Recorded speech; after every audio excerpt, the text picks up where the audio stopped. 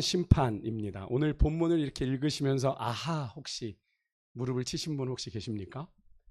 그분은 이제 수요 성경 공부를 하신 분입니다. 수요 성경 공부. 왜 그렇습니까? 제가 이사야서를 이제 2주에 걸쳐서 저희가 이번 주 지난주 이렇게 살펴보면서 이사야서에서 13장부터 23장까지는 어떤 내용이 있다 그랬어요? 이방 나라들에 대한 심판이 거기에 담겨 있다. 그래서 바벨론, 아수르, 암몬, 다양한 나라들이 거기에 이제 심판이 예고되어 있는데 몇 번을 드렸고 그 시작이 이제 오늘 이 본문인 겁니다. 13장부터 이방 나라들에 대한 하나님의 심판이, 앞에 1장부터 12장까지는 하나님의 말씀이 주로 유다와 예루살렘 곧 하나님의 택한 백성들에게 향하고 있었다면 이제 13장부터 23장까지는 그 말씀이 이제 열방 곧 이방 나라들을 향하게 되는 건데 그 첫 번째 대상이 누구예요? 바벨론입니다. 바벨론. 1절을 보십시오. 아모스의 아들 이사야가 바벨론에 대하여 받은 경고라. 여기서 경고라고 번역된 히브리어가 마사인데요. 마사. 이게 본래는 어떤 뜻이냐면 무거운 짐 들어올려 선포하는 무거운 말씀이라는 뜻입니다. 그러니까 여러분 이게 무엇을 의미하는 걸까요? 하나님의 심판의 말씀은 무겁다. 그죠? 하나님의 말씀, 심판의 말씀은 무겁다. 그리고 놀라운 것은 이사야가 이 말씀을 하나님께 받을 당시에 여러분 바벨론은 아직 우리가 생각하는 그런 세계를 호령하던 제국이 아니었다라고 하는 사실인데요. 그때의 강대국은 누구예요? 우리가 계속 살펴보는 것처럼 아수르죠. 아수르. 아수르가 아직은 다스리고 있었고 그 밑에서 조금씩 이제 세를 모으고 있었던 제국이 바벨론이거든요. 그래서 신흥 바벨론 제국이 조금씩 이제 태동하려고 꿈틀꿈틀 대고 있었던 시기입니다.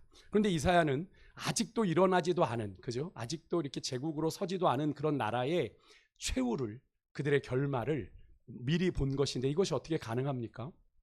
그럼 이것이 어떻게 가능해요? 이사야에게 이 말씀을 주신 하나님이 어떤 하나님이시니까 역사의 끝을 미리 보고 계시는 분이기에 가능한 이야기죠. 여러분 믿으십니까?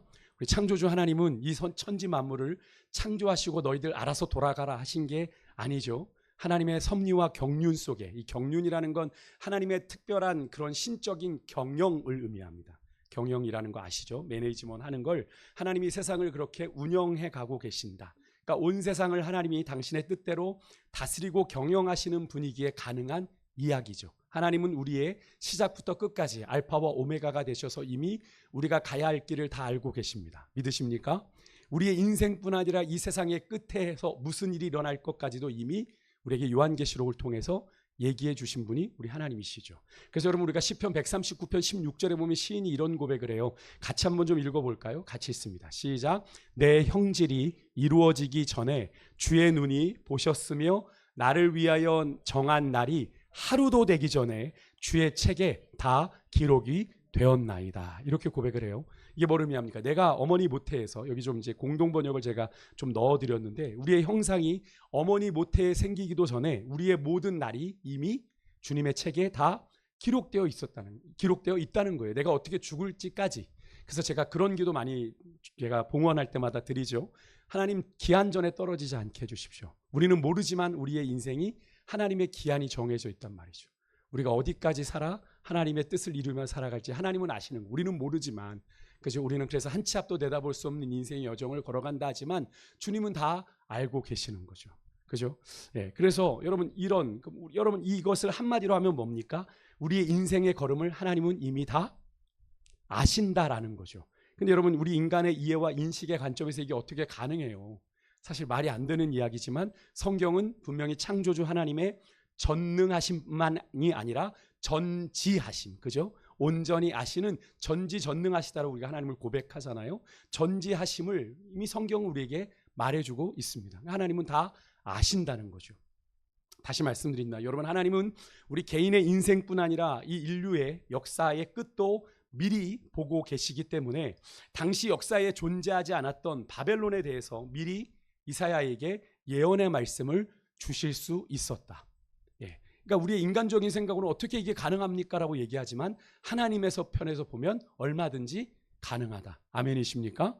그러니까 우리가 인간적으로 어떻게 그게 가능해요? 라고 하면 이제 이 말씀을 덮어두고 봐야 되는 거죠. 근데 하나님의 관점에서 보면 얼마든지 가능한 일이다.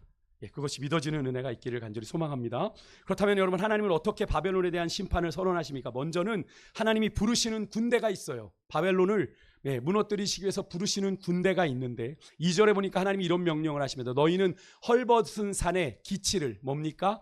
깃발을, 그죠? 세우고 소리를 높여 그들을 부르며 손을 흔들어 그들을 존귀한 자의 문에 들어가게 하라. 이렇게 말씀하십니다. 여기서 기치는 아까도 말씀드린 깃발입니다. 여러분 기억하시는 분들 있으시죠? 이사야 11장에서 이새의 뿌리에서 한 싹이 나서 만민의 기치로 설 것이다. 메시아 대신 예수님께서 그렇게 승리의 깃발을 드시며, 이 깃발은 열방이 구원을 찾아 나오는 구원의 깃발이죠. 그죠? 이리로 모여라고 하시는 메시아를 통한 구원의 깃발이 들리는 거라면 오늘 이 본문 2절에 나오는 이 깃발은 전혀 다른 의미의 깃발입니다. 이 깃발은 군대를 소집하는 전쟁의 깃발인 거죠. 모여라. 같은 하나님이 구원의 깃발을 드시기도 하고 때로는 심판의 깃발을 세우기도 하신다라는 겁니다. 오늘은 심판의 깃발을 세우고 계시는 건데요. 더 놀라운 말씀은 3절입니다. 우리 3절 같이 한번 읽어볼까요? 같이 읽습니다. 시작. 내가 나의 거룩히 구별한 자들에게 명령하고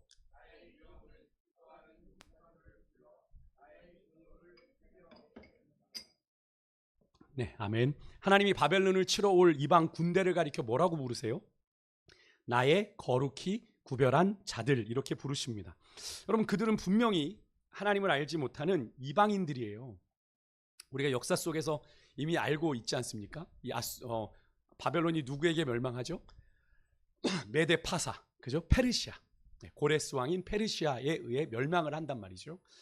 그런데 우리가 그들도 분명히 이방인이에요. 근데 하나님께서 고레스를 향해서 나의 택한 종이라고 부르시죠. 하나님은 그들을 당신의 심판을 위해 세우신 도구로 하나님이 부르시는 겁니다.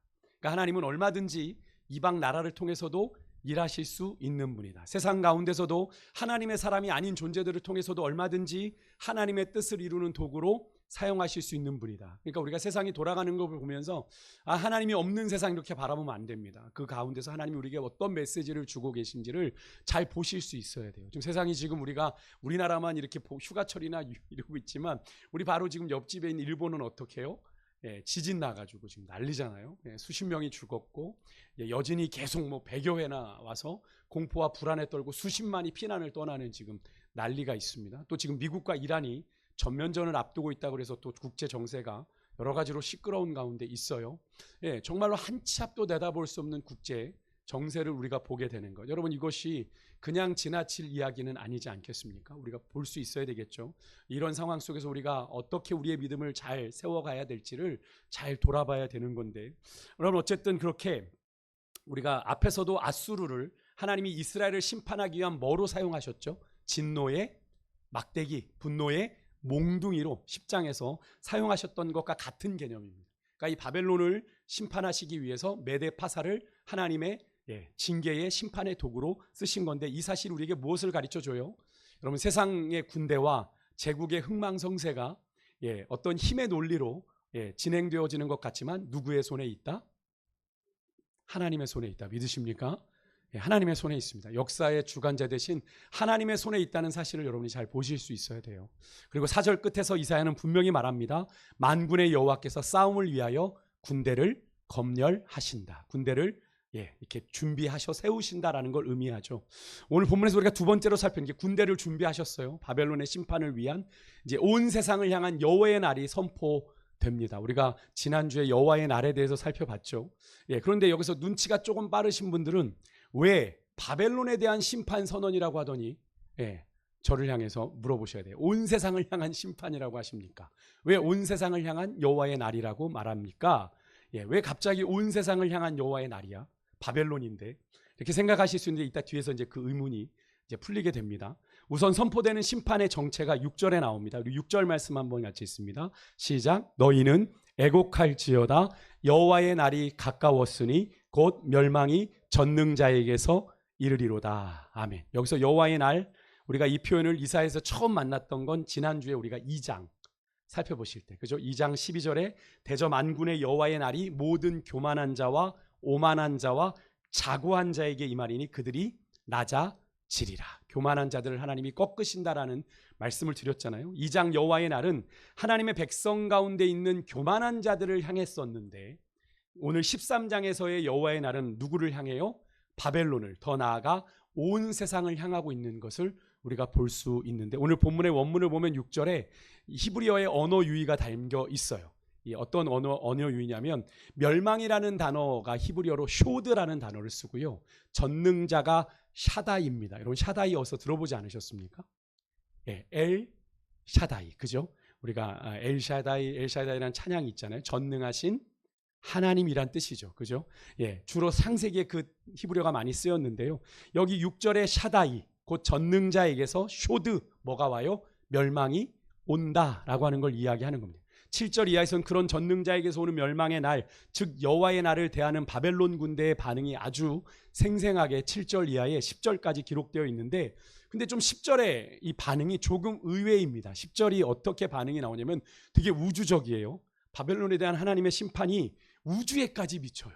이게 뭐지? 이런 생각이 듭니다. 하늘의 별들과 별 무리가 그 빛을 내지 아니하며 해가 돋아도 어두우며 달이 그 빛을 비추지 아니할 것이다. 뭐 약간 세기의 종말 같은 그런 느낌이 들어요. 해와 달과 별이 빛을 잃습니다. 창조의 질서가 거꾸로 돌아가고 있는 그런 그림을 우리가 떠올려 보게 되는 그런 말씀이죠. 훗날 예수님도 이런 말씀을 하셨어요. 인자가 다시 올 마지막 날을 이야기하시면서 마태복음에 이사야의 구절을 그대로 갖다 쓰십니다. 마태복음 24장 29절에 보면요. 여기 보세요. 해가 어두워지며 달이 빛을 내지 아니하며 별들이 하늘에서 떨어지며 이런 말씀을 하셨어요. 이사야 말씀을 예수님이 그대로 가져다 인용하셨던 겁니다. 그리고 11절에서 하나님의 심판, 이 바벨론에게 선포된 이 심판의 범위가 어디까지 미치게 되는지 분명하게 여기 나오는데 우리 11절 말씀 한번 중요하니까 같이 좀 읽을게요. 시작. 내가 세상의 악과 악인의 죄를 벌하며 교만한 자의 오만을 끊으며 강포한 자의 거만을 낮출 것이며. 아멘. 여기에 세상이라는 표현은 바벨론 한 나라가 아니라 사람이 사는 온 세상을 말하는 거죠. 그죠? 여러분 왜 하나님은 바벨론에 대한 심판, 바벨론에 대한 경고다, 바벨론에 대한 심판이라고 말씀해 놓으시고 갑자기 세상이란 단어를 쓰셨을까요? 여러분 바벨론에 대한 심판이 곧 교만한 온 인류에 대한 심판의 축소판이 될 거다라는 걸 의미하시는 겁니다. 예, 그러면 그 심판의 핵심은 뭐예요? 여기 나오죠. 여러분 이 11절 9절에 보시면 뭐가 많이 보입니까? 교만, 오만, 거만. 그죠? 우리가 느낄 땐 그렇게 큰 차이가 없는 뉘앙스입니다. 그죠? 비슷하게 돌려 써도 되는 그런 단어들처럼 한마디로 높아지려고 하는 인간의 마음입니다. 우리가 지난 주일 살펴봤던 게 교만한 마음인 겁니다. 예, 앞에 2장 12절에서 하나님께서 여호와의 날을 처음 선포하시면서 낮추시겠다고 하셨던 것도 바로 교만한 마음이었죠. 바로 같은 그 교만입니다. 그렇다면 여러분 이 바벨론의 교만은 결국은 이 교만의 결국은 뭐예요? 소돔같이 되는, 소돔과 고모라와 같이 되는 바벨론이죠. 우리가 아까 마지막에 읽었는데요. 우선 17절에 하나님이 심판의 도구를 이름으로 구체적으로 지목하십니다. 우리 17절 한번 읽을게요. 시작. 보라, 은을 돌아보지 아니하며 금을 기뻐하지 아니하는 메대 사람을 내가 충동하여 그들을 치게 하리니. 메대 사람, 여기 보면 이 메대 사람을 소개하는데 은을 돌아보지 아니하고 금을 기뻐하지 않는다. 무슨 말이에요? 돈으로 매수되지 않는 자들이라는 겁니다. 돈을 줘도 해결되지 않는. 우리 아수르 같은 경우는 좀 이렇게 조공을 바치면 히스기야나 아하스가 금떼다 바치면 좀 봐줬잖아요. 이 메대 사람들은 그렇지 않다라는 거예요. 그딴 거 관계없이 그냥 닥치는 대로 하는 사람들입니다. 실제로 바벨론이 훗날 이 메대와 바사 연합군에 무너지게 되잖아요. 하나님께서는 분명히 누구를 통해 바벨론을 심판하실지를 구체적으로 말씀하고 계시다는 겁니다. 그리고 19절에 이 심판의 절정이 나옵니다. 열국의 영광이요 갈대아 사람의 자랑하는 놀이개가 된 바벨론이 하나님께 멸망당한 소돔과 고모라와 같이 되리니 이렇게 말씀을 합니다. 열국의 영광이라 그랬어요. 바벨론의 제국이 얼마나 화려하면 이 세계사적으로도 바벨로니아라고 하는 이 제국이 어마어마했다라고 얘기하죠. 그것이 열국의 영광이란 표현을 들었습니다. 예, 그런 바벨론, 온 세상이 부러워하던 화려한 도성이 소돔과 고모라처럼 하나님의 심판 가운데 뒤엎어진다 라는 말씀을 하나님이 하시는 건데, 여기서 우리가 한 가지 기억해야 되는 게 뭐냐면 바벨론이란 이름이요, 여러분 히브리어로 바벨입니다. 무엇이 떠오르세요? 창세기 창세기 11장에 여러분 바벨탑이 여러분 떠올리게 되는 거죠. 사람들이 성읍과 탑을 건설해서 그 탑 꼭대기를 하늘에 닿게 하고 우리 이름을 내자, 이렇게 해가지고 했던 그 바벨을 말하는 겁니다. 그래서 바벨론은 하늘까지 닿으려고 하는 인간의 교만을 대표하는 이름이에요. 인간의 교만. 지금 그래서 제가 그런 말씀 종종 드렸잖아요. 인간의 지금 바벨탑은 지금도 계속 하나님을 향해 올라가고 있다라는 말씀을 드렸죠. 인간의 교만이 끊임없이 하나님처럼 되려는 욕구가 계속 있는 거죠.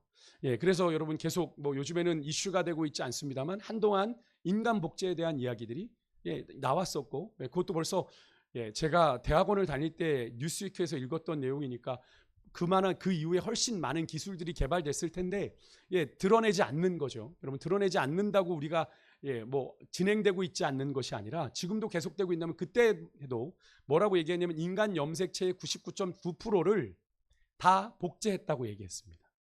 다 복제했고, 근데 그 뉴스위크의 마지막 기사가 뭐였냐면 0.01%는 신의 영역인가? 라는 질문이었어요.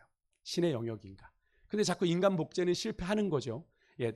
양 둘리는 복제가 되는데 인간 복제가 안 되니까, 그래서 그 뉴스위크지의 마지막 기사가 0.01%는 신의 영역인가? 이제 그런 질문을 던졌던 기억이 나는데요.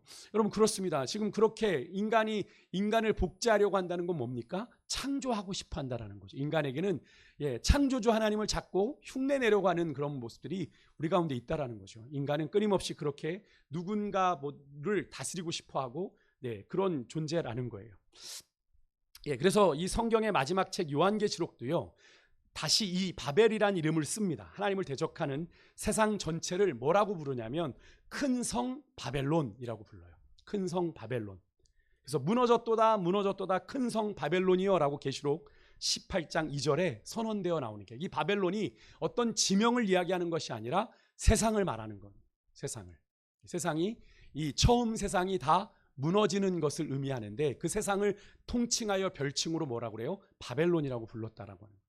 근데 여러분 그 하늘까지 닿으려고 했던 그 도성의 끝이 20절 이하에 이렇게 그려집니다. 사람 하나 살지 않고, 어떤 사람도 장막을 치지 않고 오직 들짐승과 부엉이와 이리가 우는 황폐한 땅이 폐허가 되어버리고 맙니다. 그 열국의 영광으로 자랑거리가 되었던 그런 바벨론이 철저하게 폐허가 되어버리는, 왕궁이 있던 자리에 승냥이가 울부짖는 열국의 영광이 텅 빈 광야가 되어버리는 처참한 지경에 이르게 되는 거죠. 근데 여러분 잘 보십시오. 인류의 역사가 우리에게 분명히 말해줍니다. 인류 역사의 어떤 제국도 영원하지 못했습니다. 그죠? 영원하지 못했어요. 바벨론뿐 아니라 바벨론 이후에 페르시아도요, 페르시아 이후에 헬라도요, 헬라 이후에 로마도요. 여러분 로마는 해가 지지 않는 제국이었습니다. 그죠? 모든 길은 로마로 통한다고 했을 정도로 강력한 제국이었습니다. 하지만 로마도 무너졌습니다. 그죠? 이 세상에 영원한 것은 없다라고 하는 것을 하나님이 우리에게 인류 역사를 통해서 분명히 보여주시는 거죠. 영원한 것은 하나님의 나라뿐임을 믿습니다. 하나님의 다스림만이 영원합니다. 그러니까 우리가 누구를 붙잡아야 되는지를 잘 보셔야 되는 거예요. 잠시 사는 인생을 우리가 살아가면서 이 세상에 권세 있다, 돈 있다 하는 자들에게 줄을 대서 살아갈 게 아니라 영원하신 하나님께 우리의 소망을 두는 자가 복이 있다라고 성경은 그래서 이야기하고 있다는 걸 여러분 꼭 기억하십시오. 여러분 이 바벨론의 심판이 언제 일어난다고 이야기했어요? 여러분 여호와의 날입니다. 여호와의 날, 그죠? 근데 여러분 이 여호와의 날의 개념에서 우리가 한 가지만 더 좀 살펴보기를 원하는 건, 여러분 여호와의 날은 누구의 권한 안에 있는 겁니까? 하나님의 손에 있는 겁니다. 하나님의 때를 말하는 거죠. 우리는 모르지만 하나님의 기한입니다. 이 날이 하나님을 거스르는 자들에게는 무슨 때가 돼요? 심판의 때가 되지만 하나님을 온전히 따르는 자들에게는 어떤 때가 돼요? 구원의 날이 되는 거죠. 그러니까 이 여호와의 날은 양날의 검입니다. 양면성을 가지고 있어요. 하나님을 거절하고 하나님을 떠난 자들에게는 심판의 때가 되는 것이고요, 믿음으로 하나님을 끝까지 따라가는 자들에게는 구원의 날이 되는 겁니다. 여러분에게 구원의 날이 되실 수 있길 주 여러분을 축복합니다. 어쨌든 여호와의 날은 하나님이 정하신 때를 말하는데요. 근데 여러분 이 때가 언제 임해요? 어떻게 임해요? 누가복음 21장 34절에 보면 덫과 같이 임한다. 예수님이 말씀하셨는데 덫과 같이 임한다. 이건 뭘 의미해요? 도둑같이 임한다라는 걸 의미하는 거죠. 우리가 모른다는 거예요. 순식간에 임한다는 겁니다. 여러분 이 하나님의 구원의 때를 기다리는 것이 그래서 참 쉽지가 않아요. 그죠? 우리가 하나님의 때를, 하나님의 역사를 기다린다고 하는데 정말 조짐이 보이지 않아. 현실은 더 월수해져요. 우리가 아까 찬양한 것처럼, 여기 보시면 우리가 찬양의 아까 가사 중에 마음을 뺏기지 마라, 내가 널 도우지 않는다는 소리에 여기 뭐가 나와요? 너희 모든 게 불리해도. 그죠? 하나님이 응답도 안 하시는데 상황은 점점 더 불리해져. 그죠? 소망을 품기엔 더 어려운 상황으로 계속 몰아져 가도 너희는 기도를 포기하지 말고 기도를 계속해라라고 말하고, 이 가사가 참 의미가 있어요. 여러분, 그래서 하나님의 때를 기다린다는 것이 참 쉽지 않습니다. 차라리 조금 조짐이라도 보이면, 그죠? 제가 그런 얘기 예전에 한번 드리지 않았습니까? 여리고성 이렇게 막 돌 때, 그죠? 여리고성이 이렇게 한 바퀴 돌 때마다 조금씩 크랙이 가서 1일차, 2일차 이렇게 갔으면 얼마나 이 이스라엘 백성들이 신나게 그 성을 돌았겠어요. 돌아도 반응은 없고, 안에서는 더 날리고, 야 너희들 뭐 하는 짓거리야, 뭐 이런 막 엄청난, 그죠? 그런 일들이 일어나지 않았겠습니까? 마지막 아마 6바퀴 돌 때까지도 아무 일이 일어나지 않을 수 없는, 7바퀴 돌았을 때도 아무 일이 일어나지 않았을 거예요. 마지막 언제였어요? 그들이 여호와의 이름을 부르 큰 소리를 외칠 때 여리고성이 무너져 내렸던 것을 우리가 기억하죠. 여러분, 그 믿음까지 나아가는 걸요, 여러분이 너무나도 쉽게 생각하시면 결코 안 됩니다. 정말 이스라엘 백성들이 매일같이 한 바퀴 돌고 마지막 날 7바퀴를 돌기까지 그들 안에는 아마 치열한 믿음의 갈등들이 있었을 거예요. 뭔 짓 하는 거야 우리 지금? 차라리 싸워. 차라리 칼 들고 싸우자. 이게 뭐 하는 짓거리야? 이런 생각들을 하지 않았겠냐고요. 그죠? 그런데도 주의 말씀을 따라 계속 돌았을 때 하나님의 역사가 일어났던 거죠. 여러분, 그래서 우리가 하나님의 조짐이 보이지 않기 때문에 우리가 하나님의 때를 기다리다가 지치기도 하고 낙심하기도 하고 좌절하기도 하는 거죠. 여러분, 열왕기하 5장에 나병에 걸렸던 아람의 군대 장관 누구죠? 나하만. 그죠? 나하만 아십니까? 나하만이 나병을 고치려고 자기 몸종, 집에 있는 몸종 히브리 소녀의 말을 듣고 어렵사리 이스라엘까지 왔어요. 이 군대 장관은 보통 사람이 아니죠. 아람의 영웅입니다. 왕도 함부로 할 수 없는. 그런데 그런 아람의 군대 장관이 왔는데 엘리사가 어떻게 취급하죠? 야, 가서 요단강에 7번 씻으라고 해라. 얼굴도 안 보고 어떤 국빈이 찾아왔는데 그렇게 대접하니 나하만이 열이 받아가지고 나 그냥 가겠다. 우리나라에 이 요단강보다 깨끗한 물 겁나게 많은데 나 그냥 가겠다. 종들이 말리죠. 그것보다도 더한 일을 하셔도 주인이여 고쳐주신다면 하셔야 되는데 마음 돌이키십시오. 그래, 그렇게 이제 나하만 장군이 요단강에 가서 몸을 씻을 때 여러분 어떤 일이 일어나죠? 열왕기하 5장 14절 한번 같이 한번 읽어볼까요? 같이 있습니다. 시작. 나하만이 이에 내려가서 하나님의 사람의 말대로 요단강에 7번 몸을 잠그니 그의 살이 어린아이의 살같이 회복되어 깨끗하게 되었도다. 아멘. 여러분, 6번까지는 아무 조짐이 없었어요. 여러분, 이 말씀을 잘 보셔야 됩니다. 이게 단번에 일어난 사건이에요. 여러분, 나하만도 대단한 믿음의 사람입니다. 그래서 나하만이 이 고침을 받고 엘리사에게 고백하는 믿음의 고백이 정말 멋지잖아요. 내가 온 세상에 여호와만이 참신, 여호와 같은 신이 없음을 내가 믿는다라고 그런 고백을 나하만이 합니다. 나하만이 그런 이 하나님의 역사를 본 거, 초자연적인 역사 아닙니까? 하지만 여러분, 하나님의 사람 선지자의 말대로 7번까지, 그죠? 7번이라는 건 사실 좀 완전수의 개념 아닙니까? 물론 이제 뭐 카운트 가능한 숫자이기도 합니다만, 그 요단강에 몸을 잠궜을 때 기적이 일어나게 된 건데요. 여러분, 차라리 이렇게 상상하면 좀 나하만이 쉽지 않았겠습니까? 나하만이 물에 한 번씩 담글 때마다 나병의 이 흔적들이 조금씩 사라지는 거죠. 그죠? 그러면 그래, 내가 더 열심히 한번 담가 볼게. 그럼 별로 어렵지 않은 일이었을 겁니다. 그런데 성경은 그렇게 말하고 있지 않아요. 그죠? 성경은 그렇게 말하고 아마 그렇게 했다면 아마 그런 것들을 기록했을 겁니다. 그러니까 학자들이 이건 단번에 일어난 사건이라고 이야기를 합니다. 그런 가운데 몸을 거듭 씻어도 여러분 차도가 보이지 않아요. 요단강의 꾸정물이 더 도드라져 보이는 거죠. 담궜는데도 아무 효과가 없어. 7번을 온전히 채우는 과정 자체가 여러분 사실 이스라엘 백성도 쉬운 일이 아닐 텐데 이방 나라 사람인 아람의 군대 장관 나하만에게는 결코 쉬운 순종이 아니었을 거다라는 생각을 해보게 돼요. 그죠? 근데 하지만 여러분, 그 7번은 나하만 장군이 그의 자존심을 꺾고 오직 하나님의 말씀만을 신뢰하는지를 확인받는, 테스트받는 믿음의 시험이었기 때문에 7번의 기다림은 반드시 필요한 과정이었거든요. 그렇다면 여러분, 이 사실을 우리에게 적용해 본다면, 여러분 기도할 때 우리가 무언가 기도하면 막 상황이 이렇게 막 풀어지고 뭐 상황의 변화가 일어나고 조짐도 일어난다면 얼마나 우리가 기도하는 게 신이 날까요? 하나님, 하나님 일어났어요, 일어났어요. 내가 더 열심히 기도할게. 얼마나 그러겠어요? 근데 실제로 그렇지 않을 때가 훨씬 더 많더라. 조짐은 고사하고 상황이 더 오늘 이 찬양의 가사처럼 더 불리해지더라. 아니 하나님 기도하고 있는데 왜 상황은 이 모양인 거죠? 라고 질문하게 되는 일들이 참 많습니다. 예.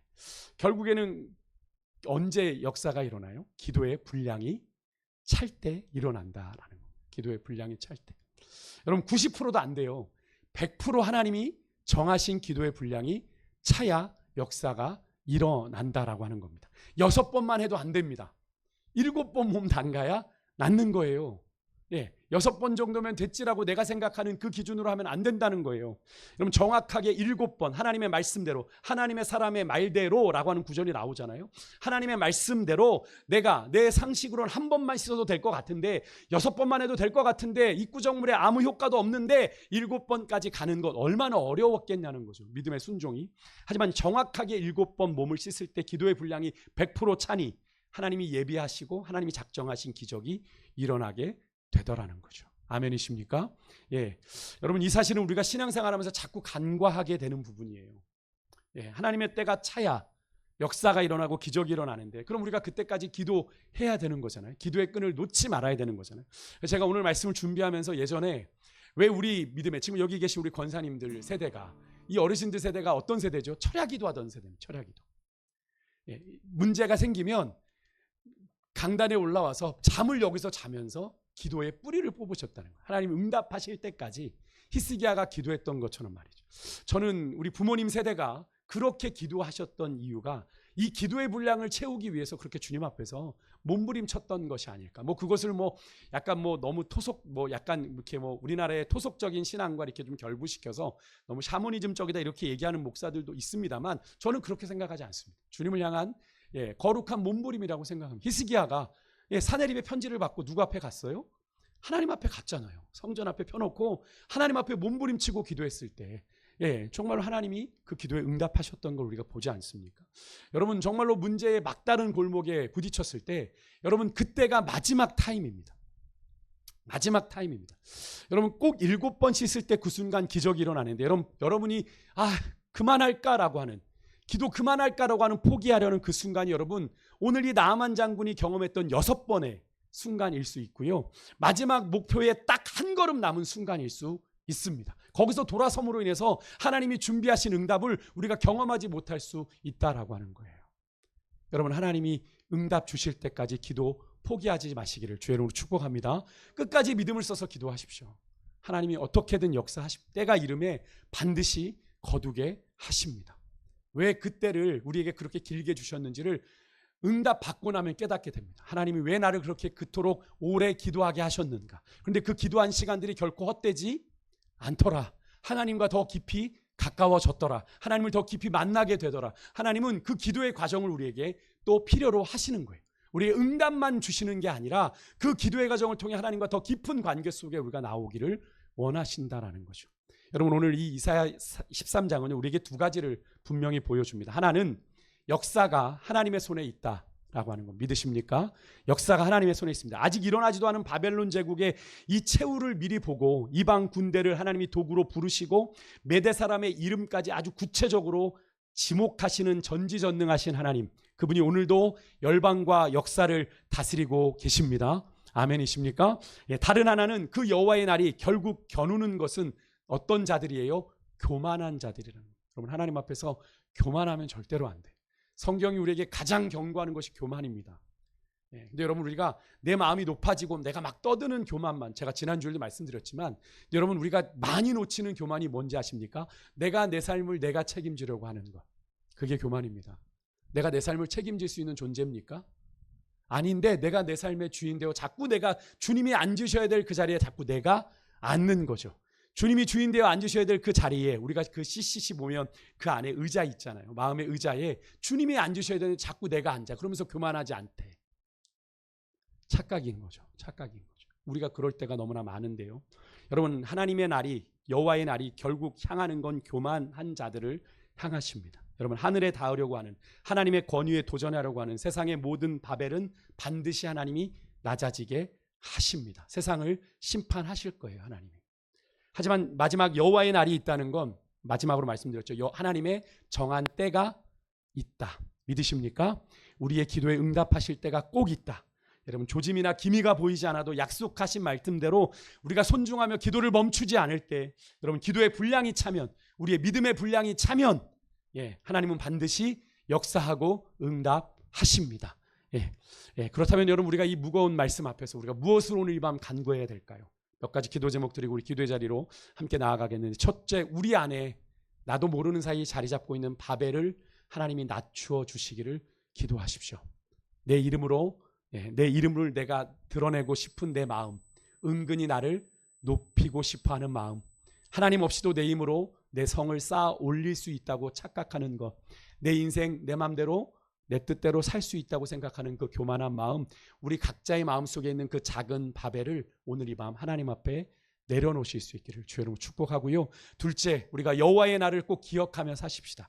정신없이 살다 보면 하나님의 때마저 놓칠 때가 있습니다. 하나님이 심판하신다는 걸 잊어버리고 살게 되는 거죠. 어떻게든 사라지겠지, 어떻게든 신호가 오겠지. 아니요, 신호가 오지 않을 수 있어요. 둘이 맷돌 갈다가 한 사람은 데려감을 당하고 한 사람은 남겨지게 됐잖아요. 그죠? 밭을 갈다가 한 사람은 데려감을 당하고 한 사람은 남겨지게 됐습니다. 누군가 얘기해 주겠지, 누군가 부를 줄 알았어요. 부르지 못하더라는 거죠. 데려가시니까. 우리가 정신없이 세상에 빠져 살면 주님이 오시는 그 여호와의 날을 잊은 채 살아갈 수 있다라고 하는 것, 여러분 꼭 기억하십시오. 여러분, 세상의 화려함과 영광은 언젠가 영원한 것이 아니라 황폐한 광야가 되고 맙니다. 세상을 여러분의 의지 삼지 마시고, 지나가는 바벨론, 이 세상의 영광에 마음 빼앗기지 마시고, 여러분 영원한 것을, 영원한 하나님의 소망을 붙들며 살게 해달라고 오늘 이 밤 기도했으면 좋겠고요. 마지막 세 번째, 우리가 하나님이 우리에게 구원의 은혜를 약속해 주셨어요. 감사하는 은혜가, 오늘 새벽에 여러분 말씀 묵상하셨습니까? 12장. 12장이 하나님의 구원의 약속이 우리에게 주어져 있는 시편 같은 말씀이었지 않습니까? 우리를 향해야 될 그 진노의 날이, 그 여호와의 날이 십자가 위에서 누구를 통해? 예수님이 다 그 진노를 우리를 대신하여 대속하여 주심으로 말미암아 우리에게는 구원의 날이 약속되어 있다라고 하는 것을 우리가 오늘 이 아침에 나누었었는데요. 여러분, 우리에게 그런 구원의 은혜를 베풀어 주신 하나님 앞에 감사하는 오늘 이 밤, 마지막으로요, 아직도 세상은 자기의 바벨을 쌓아놓고 있습니다. 세상에 여러분 그렇게 하나님 모르고 세상에 연연하며 세상의 것을 쫓아 살아가는 우리의 이웃들과 열방을 위해서 기도하십시다. 이 열방이 주님께로 돌아올 수 있도록 하나님, 정말로 폐허가 된 헛된 영광을 바라보고 있는 영혼들, 하나님 참된 피난처 되신 주님께 돌아오도록 주님, 우리를 통하여 주님의 역사를, 주님의 복음을 전할 수 있는 선한 도구로 삼아달라고 여러분 같이 기도했으면 좋겠습니다. 우리 같이 찬양할 때에요, 우리 아까 마지막 불렀던 우리 기도를 멈추지 마라, 우리 찬양하고 우리 같이 기도 자리로 함께 나아가겠습니다.